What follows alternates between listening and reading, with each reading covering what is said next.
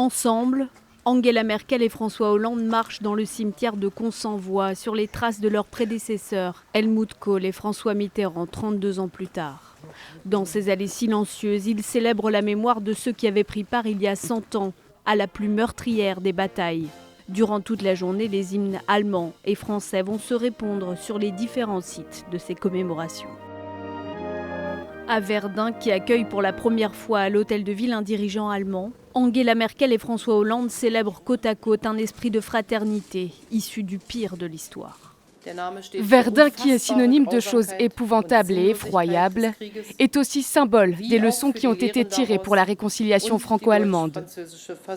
À la nécropole de Douaumont, ce sont près de 4000 jeunes français et allemands qui reproduisent dans les allées du sanctuaire le déferlement des troupes, leur combat.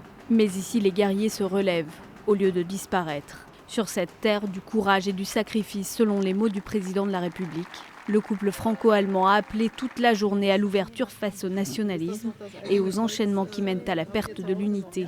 Les forces de la division, de la fermeture, du repli sont de nouveau à l'œuvre.